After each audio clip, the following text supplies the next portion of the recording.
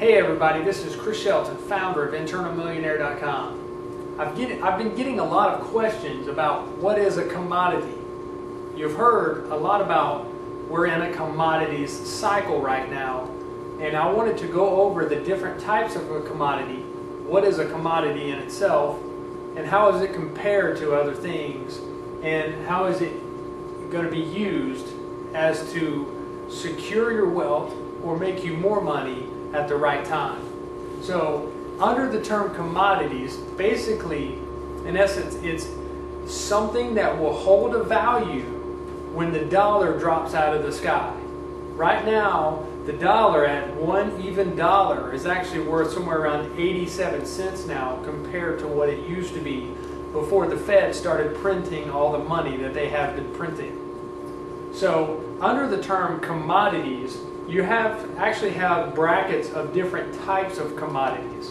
And those different types are energy, an energy commodity. Here we have a metals commodity, and we have livestock,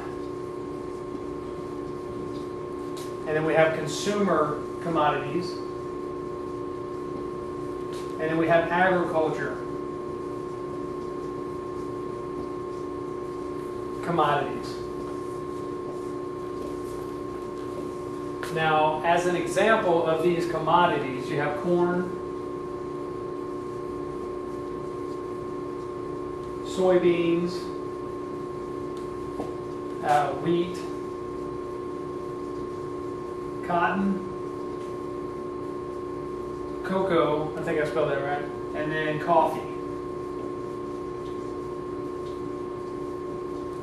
Sugar is also a consumer commodity. And here in the livestock, you have cattle, chicken, other stuff like that. Metals, you got your gold, silver, copper,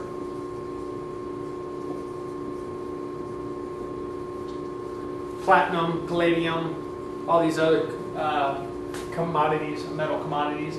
Under the energy category, you have oil, you have natural gas,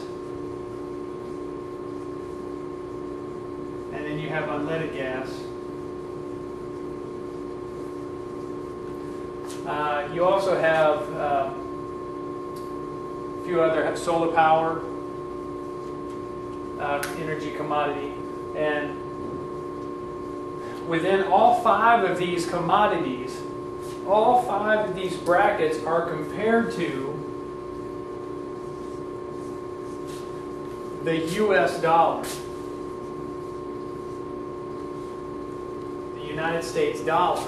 And when you compare cattle to the US dollar or cotton to the US dollar, you actually get when the cattle, you would have one cow at a certain weight is worth a certain amount of dollars, like physical dollars. And the problem with comparing commodities to the dollar bill is that the value of the dollar bill, considering that they're printing more of it, keeps dropping. Well, that means that all 5 of these categories keeps increasing. Now, not only, remember, you have 2 things happening here. You have commodities increasing at their normal rate. Let's just call this normal right here. But when you compare it to the falling dollar, commodities are looking and truly doing this. But one thing I want to explain to you about commodities that you have to be sure that you don't forget is that when the dollar falls in value, you really don't want to have any of that laying around, because you just start losing more money. Also, including inflation, you're just losing it. So you want to have some of these in your asset security bank so you can actually retain the wealth that you currently have. If you have so many bushels of corn, soybeans, and wheat, you can do that. But understand that all of this, for the majority, is compared to the dollar bill. But if you have, let's say you have 10 cattle and you need cotton or corn, you would exchange 1 for 1 and 1 for 1. The dollar bill by itself can go up or down depending on market reasons, fluctuations, whatever. But always you will have 1 to 1 to 1. So what a lot of people are doing, they're buying 1 ounce